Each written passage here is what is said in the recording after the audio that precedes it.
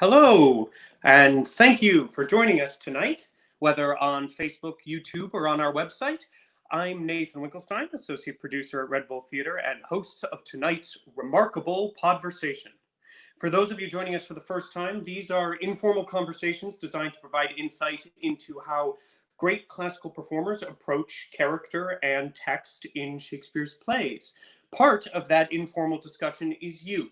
If you are watching this on Facebook, then you can type in questions into the Facebook chat and we see them on here and we will answer as many of them as we can as we go along. So please do engage with us and have fun with us.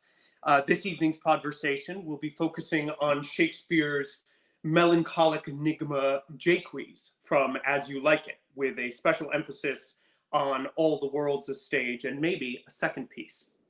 Our guest tonight played the role in The Park in 2012 in a production helmed by Daniel Sullivan. He is a two-time Tony and Drama Desk winner, an acclaimed classical actor, and a Red Bull Theater regular, having starred as Volpone in our 2012 production and in our 2016 production of Coriolanus, as well as numerous readings and more. His cutting and incisive wit and pathos has inspired audiences for decades. He is, of course, Stephen Spinella. Hello. Hi, Stephen. How you doing? I'm doing great. Thank you so much for joining us. Sure. So I know that you have volunteered to read this famous piece for us, but for the folks at home, I'm going to give them a little bit of context before we jump right in with that. So this is, as many of you know, the All the World's a Stage speech that Stephen has volunteered to read. This speech is spoken by Jaques to the banished Duke and his followers in the woods of Arden after Orlando arrives and begs for assistance for his dear and loyal family servant Adam, who is old and sick, exiting to retrieve Adam after receiving guarantees of said assistance. The Duke comments on the readily apparent hardships that Orlando and all his banished court are going through in the dead of winter in the forest with the following. Thou seest, we are not all alone unhappy. This wide and universal theatre presents more woeful pageants than the scene wherein we play in. All the world's a stage, and all the men and women merely players. They have their exits and their entrances. And each man in his time plays many parts. His acts being 7 ages, at first the infant, mewling and puking in the nurse's arms. Then the whining schoolboy with his satchel and shining morning face creeping like snail unwillingly to school. And then the lover, sighing like furnace with a woeful ballad made to his mistress' eyebrow. Then a soldier, full of strange oaths, and bearded like the pard, jealous in honor, sudden and quick in quarrel, seeking the bubble, reputation, even in the cannon's mouth. And then the justice, in fair round belly with good cape on line, full of wise saws and modern instances. And so he plays his part. The 6th age shifts into the lean and slippered pantaloon, with spectacles on nose and pouch on side, his youthful hose well saved, a world too wide for his shrunk shank, and his big manly voice, turning towards childish treble pipes and whistles in his sound. Last scene of all, that ends this strange eventful history, is second childishness and mere oblivion. Sans teeth, sans eyes, sans taste, sans everything. Thank you, Stephen. That was great. It was so much fun hearing that piece again. Yeah, he's so dark. Yeah, gosh. But everybody always thinks of it as not that way, which is interesting. So, Stephen, I have to ask, so for the people who have watched more than one of these, they know that I tend to give a little bit more context than I just did about this piece, but it feels to me like one of those pieces where the context or the inspiration for why this comes out of Jacques when it does is up to the interpretation of the performer performing it. And so I wanted to kind of leave that for you. It's interesting that we're ending this spring season of these Podversations with a piece like All the World's a Stage. We began it with the Queen Mab speech and Mercutio, which is another one of these pieces where it seems to be very up to interpretation why the character leaps into this piece when they do. Could you speak a little bit to how you found Jacques' motivation to drive through this? Well, the thing is I when I do it today, I mean, when I started working on it, when you guys asked me a couple of months ago, and I started looking at it again, it's very different than when I did it in, I think it was 2012 or something like that in the park. It's very different. It's much darker. It's I mean, part of the speech is a gag, because he takes this challenge of coming up with the 7 ages of man. He's extempore. He's being a wit extempore. He's as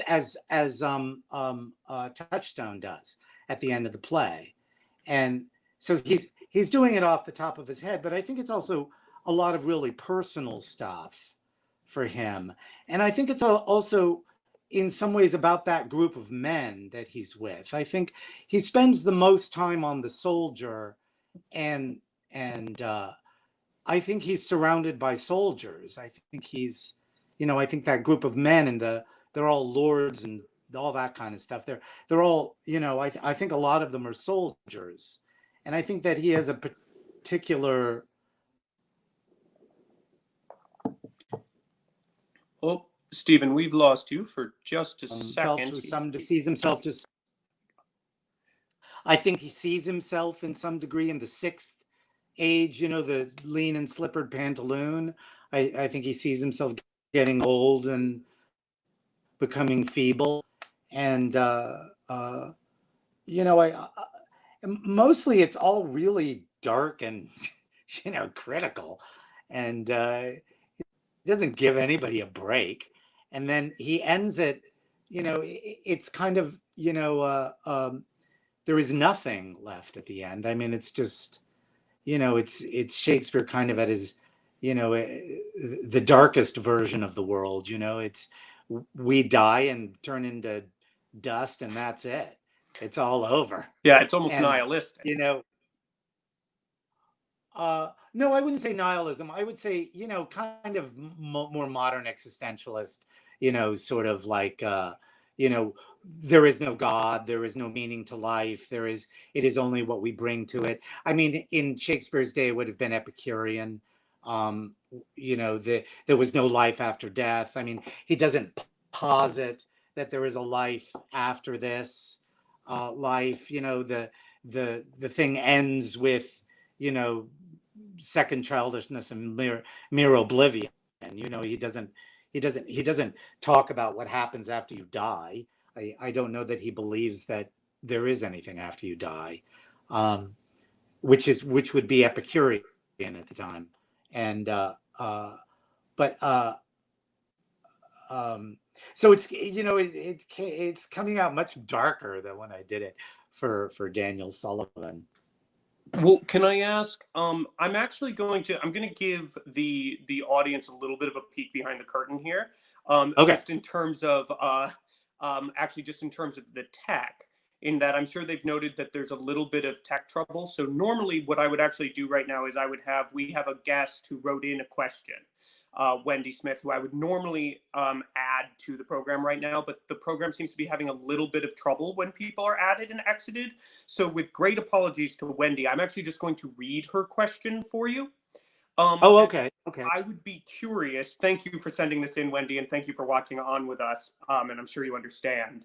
But I'm curious, actually, if you could maybe answer this question, because interestingly, it seems to have changed, both for your 2012 portrayal and how you feel about it now. So the question is, and I quote, reading off my phone, more behind the curtain stuff, "All the World's a Stage" is one of the most famous speeches in Shakespeare. It's so famous that it's practically a cliche. How did you make it new for yourself? It's practically what? I'm sorry, that it's practically what? I'm sorry, that dropped out. No worries. It's practically a cliche. Oh, okay. And how did you make it new for yourself as an actor in 2012? And I'll add now, how has it changed today? And are there any portions of it that surprised you as you were preparing to play him?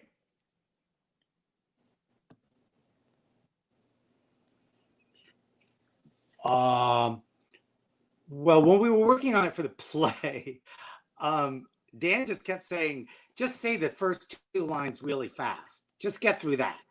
Because really, it's the first two lines that are the cliche. The rest of it, nobody really knows what happens in the rest of you always hear all the world's a stage and all the men and women merely players. And that's really about all you get. You might get the third line, but the rest of it is, oh yeah, and then there's that other part. At least that's my sense of the way it's always been, in my life. So Dan just kept saying, just say the first two lines. It's a half line and then a full line. Just say it, just put it all together and move through it. And, there's a certain amount of usefulness to that. There was a Hamlet many years ago that, what's his name? Oh God, now my brain isn't going to function well. The guy from The English Patient, what's his name? Oh, you just pulled a reference I don't know. Okay. So, and he came out and did To Be or Not to Be, like at 1,000 miles per hour. And it was so ridiculous. It was just so ridiculous. So I didn't want to do that. But then, so what I did, I just did the first line, and then I just sort of made sense for it for myself at the time in that production. And I think it was a lot more sentimental than it is when I do it now, when working on it for you guys. As to approaching Jacques was terrifying. Jacques is absolutely, next to Volpone, Jacques is the most terrifying classical role I've ever played. It's just like absolutely terrifying because I didn't know what was going on. I didn't understand him. I didn't get it. It didn't, I had no hooks into him. And it didn't, I didn't understand what was going on. And so I originally started by trying to understand, one of the foundational descriptions of him, which is that he's a melancholic. And I started doing some reading around that. And I discovered that melancholics were a kind of, it was a movement. It was people who believed that they can find truth through sadness, and that somehow you were connected more to yourself and meaning and truth through sadness. And it's like the 19th century romantics who believed that they were the response to the Enlightenment period, where you discovered truth through emotion. Well, the melancholics, they reduced it all to sadness and melancholy. And in fact, melancholy, I in my studies, I found this book, which was Robert Burton's book. He wrote this book in 1623, and this is the book. And it's a book about melancholy, the anatomy of melancholy. And it is like 2,000 pages long. It is just, he goes through every aspect of melancholy. And because it was, for like 150 years, it was this enormous movement in sort of coming out of the Middle Ages and into, you know, into the Renaissance. And by the time it got around to Shakespeare, they were a joke. They were, you know, like New Age people, or, you know, but with more history. You know, they were just this kind of point of ridicule. And, you know, you'll see if we do the next scene, the scene with Rosalind, where she's, you know, dressed as Ganymede, she mocks him and berates him, and he just brushes it off. So it must have been something that, you know, uh, uh, you know, Shakespeare is creating this character, this melancholic who's going through contemporary England, and so it must have been, you know, that he understood that, you know, people are going to make fun of him because it's kind of it's a subject of mockery now, being a melancholic, but he sticks by his guns. And when I discovered that part, the idea of what he was, there are clues in the play that he, Duke Senior, has a line where he says that, you know, you were a libertine and all that sort of stuff. And you can kind of piece together a history for him. And at the end of the play, Duke Senior's brother, the usurper, has run off, as he was entering the forest to kill his brother with his army. He runs into an old mystic, and the mystic convinces him to go into a cave and talk about, you know, meaning and truth. And Jacques hears that, and suddenly this band of, you know, fools who have gone into the forest to find the natural life with the usurped duke becomes less interesting to him. Now he wants to go and spend his time with the newly converted duke. So it seemed to me then that this is what he's been doing. He's been going from these really one extreme situation to the next, to gain some kind of knowledge, some kind of self-awareness, something. He's looking for something in all of this. And I think it's just the pursuit in and of itself. He says, you know, the sundry contemplation of my travels, in which my often rumination wraps me in a most humorous sadness, is what he says in the scene we're going to do. I mean, he's looking for this. So then that put him in a very different place than everybody else who was sitting around in the forest with the Duke. And it sort of liberated me to a kind of a way of seeing what he takes a meta stance on things. It's as though he's standing outside what they are doing and watching them do what they are doing. He's in this kind of meta place. And at the same time, he's also, this I got from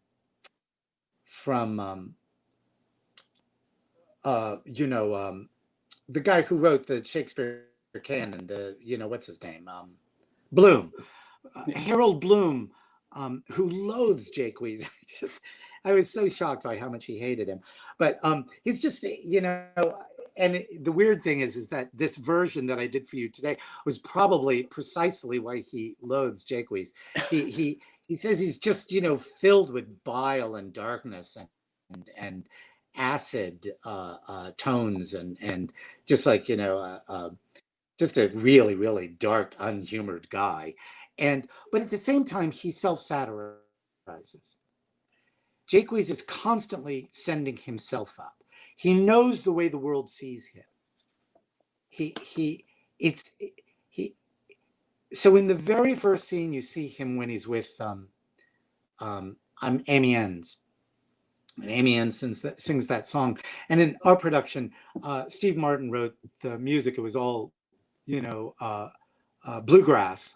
The most beautiful score, and they never recorded it, which is one of the great apostasies to music ever, that they didn't record that. But it was absolutely amazing. And Jesse Lynette, who is this fabulous guitarist and singer,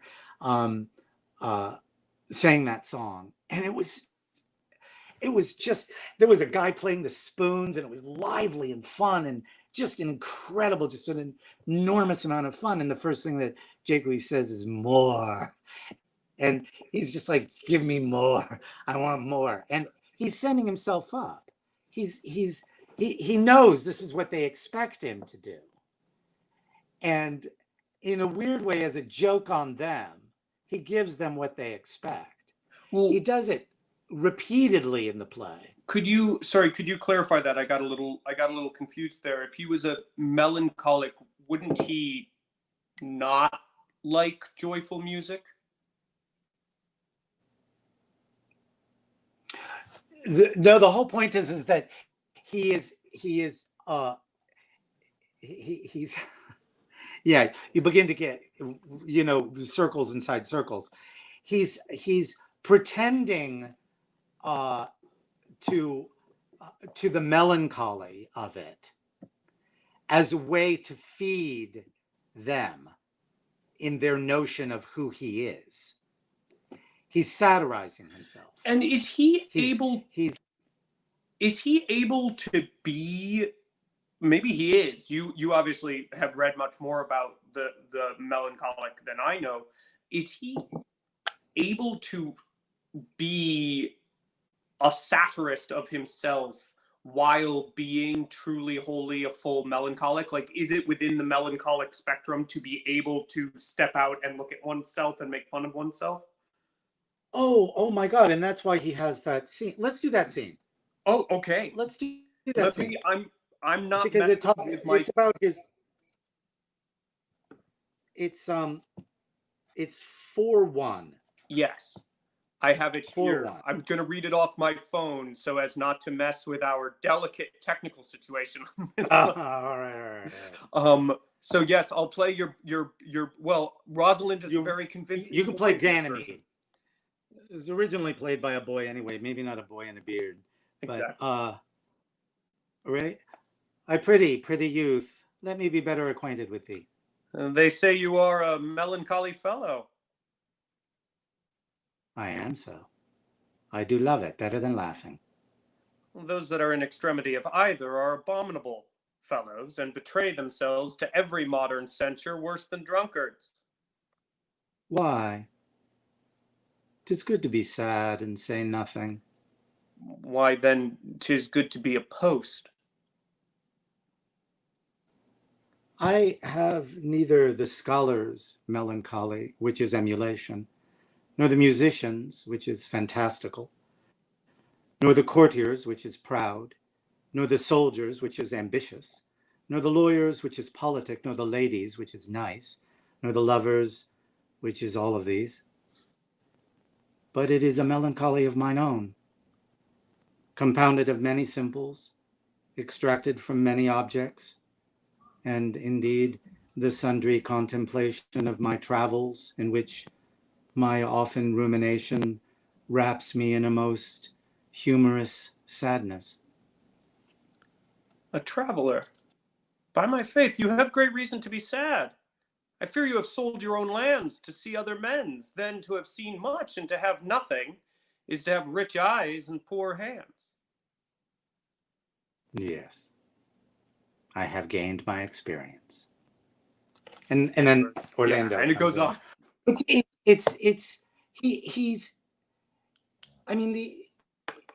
is of his own creation. He has this sort of, he's made it his own thing. That's what that speech is all about. I have looked inside myself, and this is who I am. I began as a melancholic. I began along that philosophical line, and it has taken me to this place. And no matter how you define me, I am who I am, and I have worked to become who I am. And her mockery, it just sort of falls off him. He doesn't rise to the bait of it. He doesn't. It's almost beneath him to do it. It's almost like he's examining her, examine him. Anyway. Yeah, no. This is why we're here. It's fascinating. I was actually going to bring up that I'm. What is Jacques' relationship with Jacques? Has these little one-offs, right, with both Rosalind and Orlando. Oh yeah. And well, look, Jacques is just looking for someone interesting to talk to. It's just he wants someone interesting to talk to. And the moment Orlando displays wit, Jacques says, let's sit down and talk. He says, you have a nimble wit. Let's sit down and rail against, blah, blah, blah. And the moment he does that, that Orlando expresses that, it's like I would really enjoy talking to you. And, Orlando blows him off. And that's why he wants to talk to Ganymede. Ganymede seems to be this very interesting young man living on the edge of the forest, who seems to have a lot of circles rotating around him. And what's going on with this guy? I want to talk to you. What's going on with you? He's constantly working on himself in a way. He's always working on himself. It's always a way to look into himself. I mean, it's not solipsistic. It's not self-involved. I mean, I think he genuinely is interested in other people and other ideas, and he's not going to be, he's never completely satisfied in any situation. But he's always looking for someone interesting to talk to. So I have to ask them, because there's one person that he's very interested in talking to. Which he, at the beginning of All the World's a Stage, he actually has another speech that people forget about, to the a fool, I met a fool in the forest. You seem to Jacques seems particularly intrigued with Touchstone, and I realize this isn't necessarily playable, but from a scholarly perspective, the sort of antithetical / complementary nature of Touchstone and Jacques is an intriguing conversation. So I guess I'd be curious for you as a character, what was it about Touchstone specifically that intrigues Jacques to such an extent? Well, he's two things. He's a genius. He's a brilliant wit, an absolutely brilliant wit. And I think to some degree it's also this idea of motley, that because Touchstone is this is something I never really understood, and I never really got a clear answer on. But there is a notion in the play that you can be invested in motley.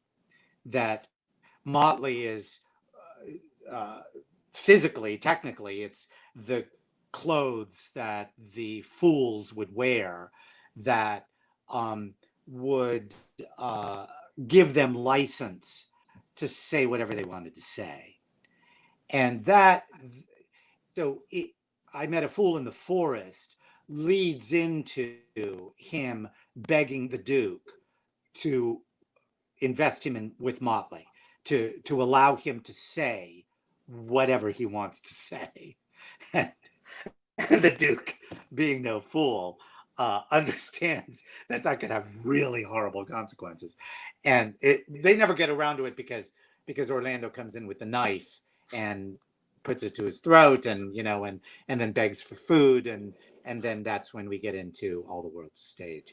But Touchstone is the most interesting person. I mean, look, who's he going to talk to? He's not going to talk to any of these soldiers. He spends most of his time talking to Amy Enns, because Amy Enns is, you know, I always imagine, because Amy Enns is this deep artist, you know, is this, I mean, musician, the musician's melancholy is fantastical. He's the most, you know, I mean, I think he spends most of his time with Amy Enns because Amy Enns is just such a glorious artist, and he loves that. So when Touchstone comes along, Touchstone is real. The A+, you know, that's like the best conversation he can have. The Duke, not so much. And I think he spent a lot of time talking to the Duke already. How did you, this is maybe not, but for anyone out there trying to figure out how to play this guy, good luck. What's the, how do you see Jacques having found these people? Because obviously if he doesn't know Touchstone, he met up with them post-court, for sure. I never think about that stuff. You never think about it? It's too far. I don't know. It's like, it doesn't seem important to me. If there's a line in the text that actually is about that, then you know, it's something that I'll hook into. For instance, you know, he's been a libertine. You've been a libertine, the Duke says to him, and you know, makes some insinuations that he's had venereal disease and all that sort of stuff. And, you know, at this point, Jacques is abstemious. Is that the word? Abstemious. Abstemious. Thank you. Abstemious. And he doesn't participate anymore. He doesn't do any of that stuff anymore. You know, I mean, I suppose at one point when I was working on it, I thought about that for a few minutes and all that sort of stuff. But really, honestly, I don't think about anything that's not going to feed me in the play. It's just, I used to do that. I used to like big long backstories and all that sort of stuff, and know the answer to every single question and all that sort of stuff. And, you know, actually what's where that really has served me, where I do it a lot, is the play that I'm currently in, you know, we are all in the play, you know. Harry Potter hasn't, you know, we're not, that play is officially still going on, but we now might not be performing it until next year. But, you know, in Harry Potter, there is so much of that story that we're a little afield of Jacques, but there is so much of that story that is already understood by the audience, that the playwright takes enormous leaps for the characters in scenes. And so you have to create a world in your head about what is going on for the scenes to live inside of you, because otherwise you're making leaps that while the audience totally understands what's going on, you're making character leaps that you have to totally fill in all those blanks for. And in that situation, then you have to do a lot of backstory thinking. You have to put a lot of stuff together, understand it, in order to play those scenes. Shakespeare, you don't really have to do that. I didn't have to do that as Jacques. I didn't feel like it was important for me to know, you know, which peddler told me the story of the Duke who is now left and gone to the Forest of Arden. Yeah, I didn't have to. No. What we've talked about it, I think, from an insular perspective in terms of what makes Jacques tick in this play for you, which is, forgive me for reducing it, but is to some extent a hunt for knowledge and self improvement. Sure. What, to zoom out instead of zoom in, when you do approach a Shakespeare text specifically, or a classical text, let's say, what are the things that you consider absolutely essential to understand as an actor approaching a character when you go in? Like when you first went to Jaques and went, uh-oh, what were you trying to figure out with him? Oh, God. I mean, really just what you said. Ultimately, what am I doing? What am I doing here? What is it that I am doing? Polonius, Polonius was really interesting. Polonius, I did that at, oh my God, I have like Classic Stage Company. And what I discovered was that more than anything in that play, Polonius is trying to get his daughter married to Hamlet. He wants nothing more than his daughter to be married to Hamlet. He wants nothing more than for his daughter to be queen. And what that does is, I know he protests against that, but it's the only way the character makes sense. He is so politic throughout that play. It's the only thing that makes sense. And what that does to Polonius is it puts him in a comedy. So he is in a comedy and everybody else is in a tragedy. And he goes through until he dies. He goes through that play trying to get his daughter married to the prince. I know you're gonna, it's like everything seems indicating the opposite, but it is exactly what he is trying to do. No. And so I didn't figure that out. I thought the thing that is, seemed obvious in the text, in that he didn't want his, that he was really worried about something going on and all that sort of stuff. And I got in a conversation with a friend of mine who is very, very smart. And I was telling him, we were driving back we had seen a play together and we were driving back from the play. And I was telling him about it. And he said, but Stephen, I mean, doesn't everybody know that that Polonius is trying to get his daughter married to Hamlet? That's what it's all about. And my friend's husband said, you better shut up. You better shut up. Or you're going to regret this, because he had just had a conversation with an actress and screwed her up about something, a play that she was in. But he said that to me and I was like, oh, no. That's absolutely wrong. That's absolutely wrong. Well, he had gone to Columbia and had studied with, oh God, was it Greenblatt? Who was the famous Shakespeare teacher up at Columbia? He had gone there and studied with that guy. And I knew that.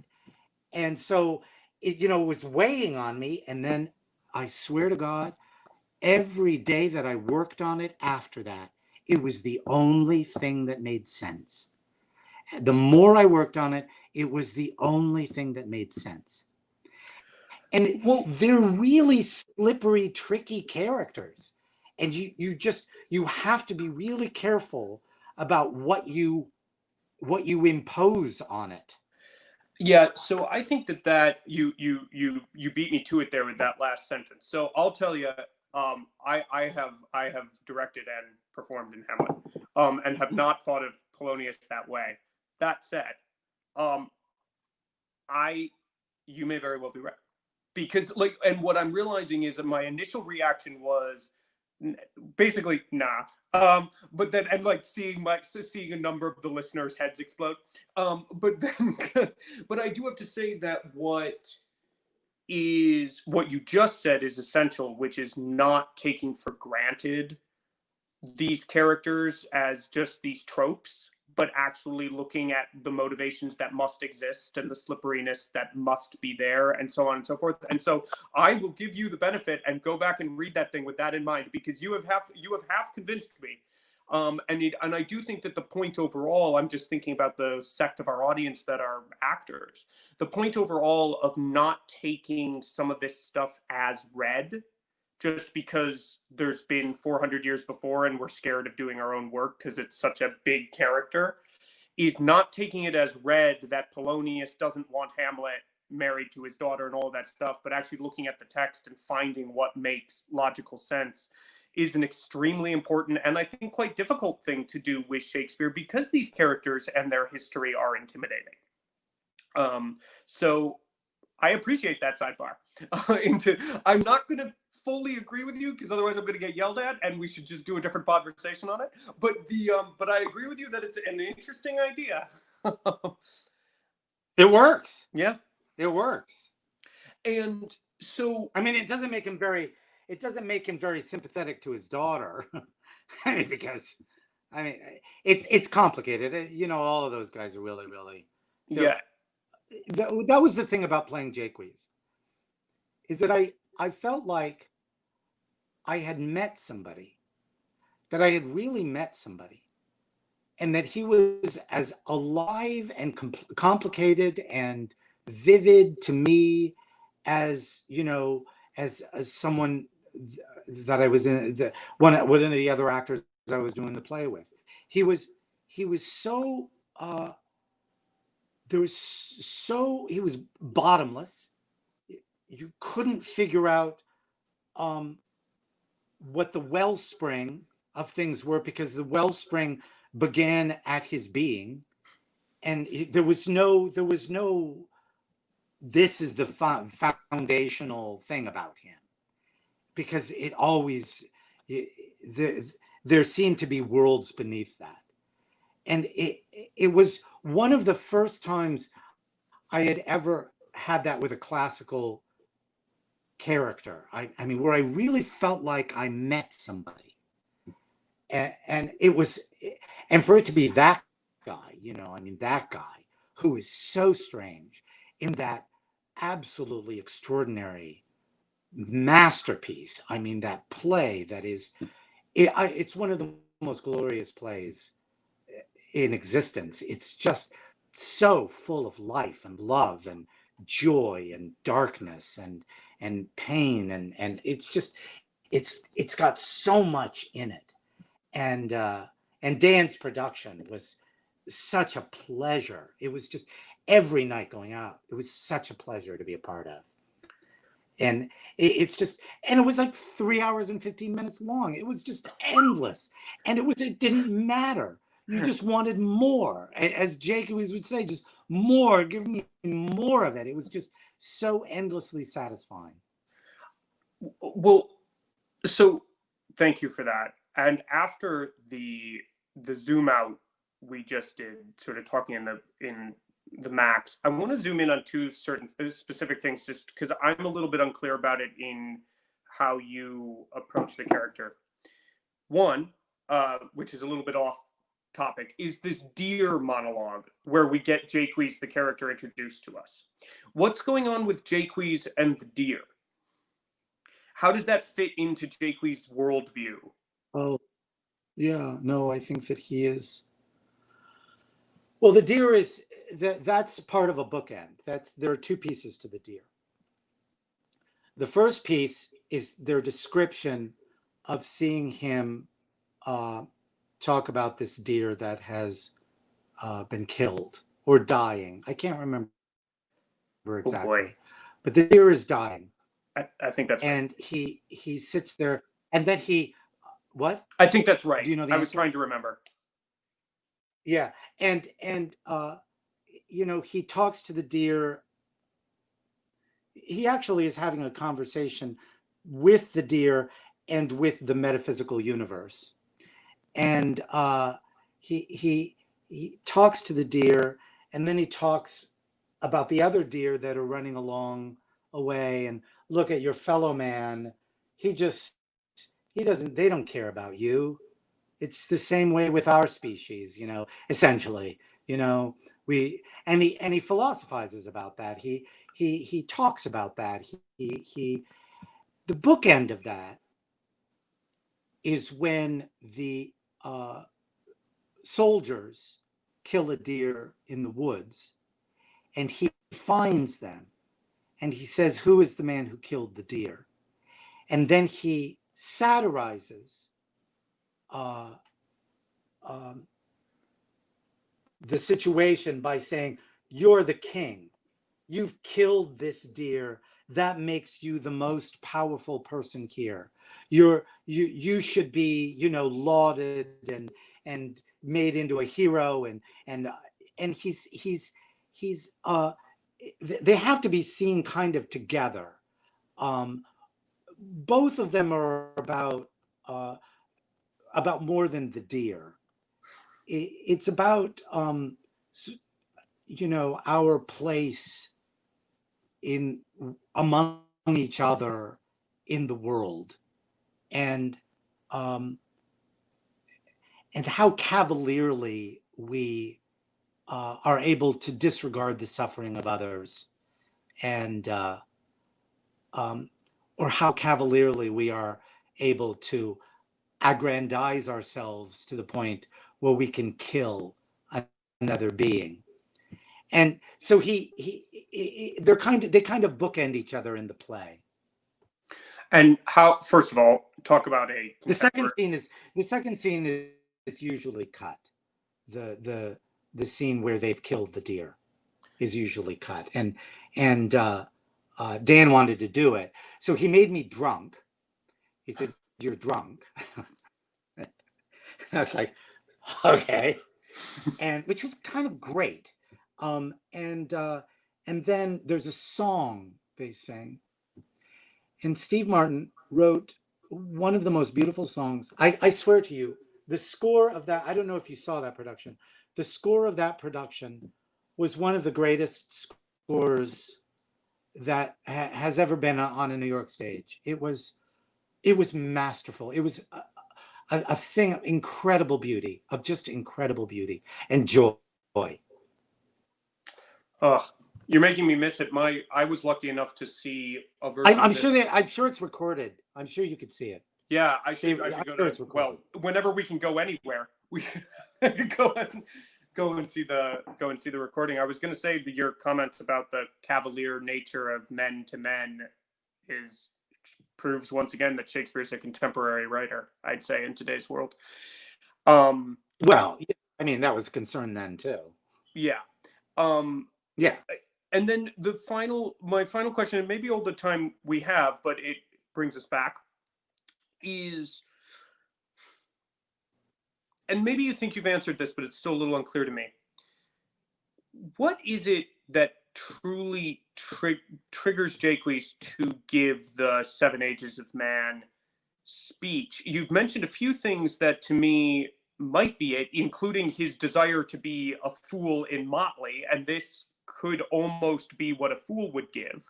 But what is the thing that actually makes you go at it right at that moment with this speech? Oh, I don't know, the opportunity. That's my. I mean, that sounds glib, but I think that people like Jacques never miss an opportunity to pontificate. It's just, you know, he's much more entertaining than most. You know, what I think I'm hearing you ask for is a more personal thing on Jacques' part. I don't know. Jacques is not a guy, except for that speech with Ganymede. He doesn't talk personally. He doesn't talk about his personal life. He's not someone that's the only insight you have into his interiority. Him expressing his interiority. Yeah, and I don't think I'm necessarily asking for a personal insight into when he gives this. I actually think in some ways, I think it's remarkably deep to say basically because he can. I think that says an awful lot about Jacques. is because the opportunity. Yeah, I mean, because there's a great opportunity to do it. Yeah, You know, I mean, and you could imagine that in almost any other time when they have not just had one of their party threatened with a knife, they might have shut you up before allowing you to continue through this whole thing and jibed with you, but instead they actually sit and listen to you, which has to be. I don't think they ever shut him up. You don't think what? I don't think they ever shut him up. I think, honestly, I think the Duke is surrounded by so many, you know, dreary lords and soldier types, you know, who just want to talk about their guns and their swords, that Jacques is a welcome relief. The Duke is a pretty sophisticated guy, and I mean, as in the deer scene in the when you're first introduced to Jacques, and the Duke says, "What's going on with Jacques right now?" And he said, "Oh, we saw him." Oh, he said, "Oh my God, let's go find him. He's so much fun when he's in these moods." You're right. You know, and Jacques knows that, which is why he self-satirizes. That makes sense. He satirizes himself. So I'm going to give. He says, "I'm the guy they expect this from," and so he gives it to him. Got it. Let's. I feel like I've asked enough questions. I know we have a couple from the audience, and we're getting near time, so I want to let a couple of those on. Here's one from Nomi. Is there a Shakespearean role you would love to play? Classic question.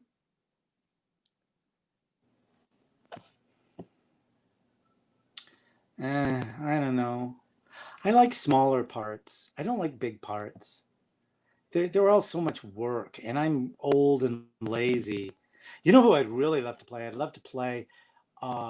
Is it Sarin? No, it's in The Cherry Orchard. Her brother, the crazy one, the one who is, you know, a little off in his head. I'd love to play that, Paul. I mean, I'm not doing Shakespeare, I'm doing classical. But I'd love to play that part. I have a really good idea for that. Good idea for that. I would love to do that. Shakespeare, I don't know. I've always wanted to. I've always kind of wanted to play Malvolio. I've always kind of wanted to play. You know, when I was really young, I saw an absolutely brilliant Aguchik.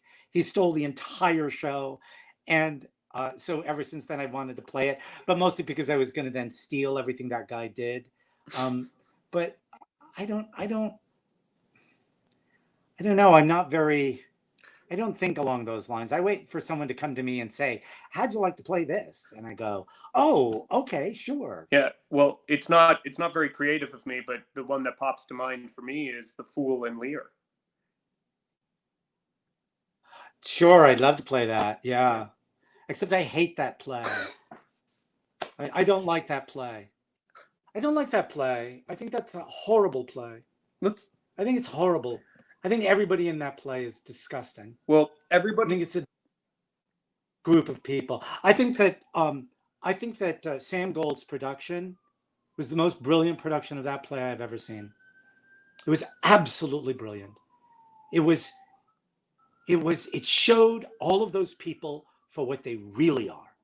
And I was just, I sat through that thing just miserable. And then I realized what he'd done. And it was just every single person in that play, even Cordelia, because she constantly is enabling her father. Constantly. It's just, just disgusting. Even to the very end. I mean, I don't like that play. Well, you know, Stephen, it's too I know, it's too enraptured of monarchy. It loves monarchy too much. It shows them too much deference. And I'm tired of it. I'm just done with it. I'm done with that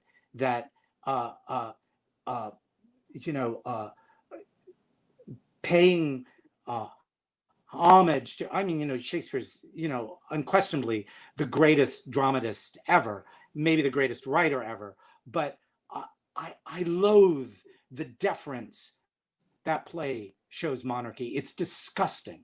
It's disgusting. And I found in Sam's production that was completely on display. I hate everybody that just play. finished. Everybody. I've just done finished. that play.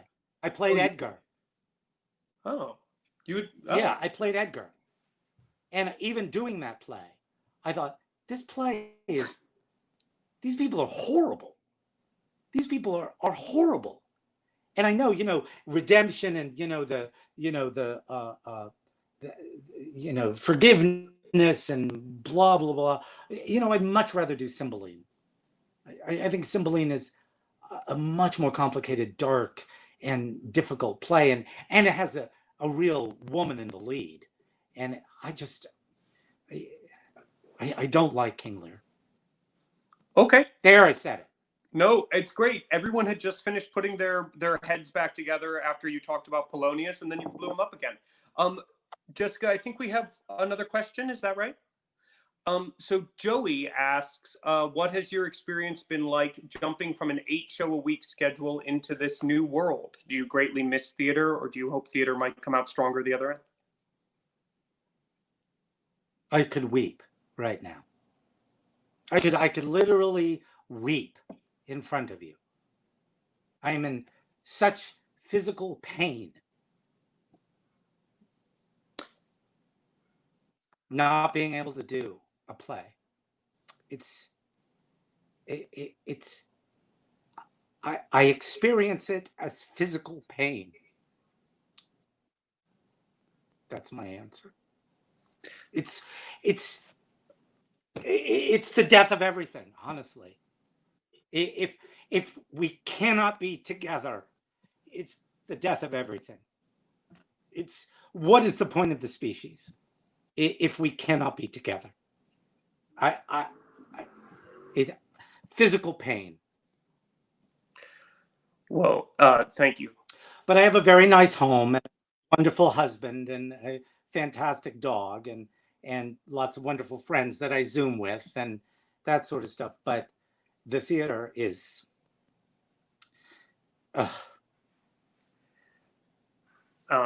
it's physical pain. Well, I think you've just honestly spoken what a lot of us have been feeling and hiding from ourselves.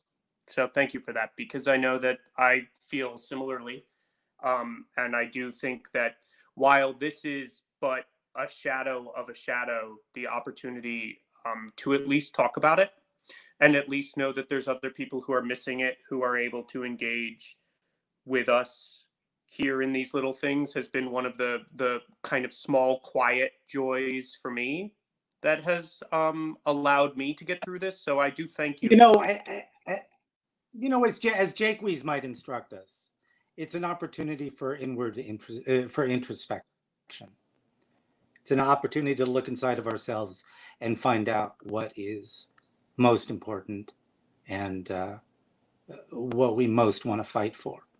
That's personally my argument why George Floyd made such a difference. The number of times we have seen what happened to George Floyd already, but because we were all in this painful distance from each other, people went out into the streets and risked their lives. They were in so much pain. And I think, it's an opportunity for introspection. Well, and then maybe we'll be a better species on the other side. Well, Stephen, thank you. It is both a dramatic, but I also think important place to end on that. I think to leave it there, and we are out of time. I appreciate the level of passion and commitment that you brought to this, and actually that all of my guests have brought to it. It has meant a ton to me this spring to be able to do this, and I know it means a ton to a bunch of our audience members that people like you do. And that is all the time we have tonight. Thank you again so much. And good for you, and good for Red Bull. Everybody give money to Red Bull. Keep this theater alive. Send the money. Well, there you go. I can cut that part of it. Thank you, Stephen. This has been great. Thank you so much. Bye. And please do, everybody, tune in next evening for our short new play festival, featuring an all-star cast of actors performing 10-minute plays from 6 submission-winning playwrights, as well as commission pieces from Teresa Rebeck and Jeremy O. Harris. Once more, thank you all. This has been Red Bull Theater's Remarkable Podversations. I'm your host, Nathan Winkelstein. We end, fittingly, with Jacques. So, to your pleasures, I am for other than dancing measures. Good night.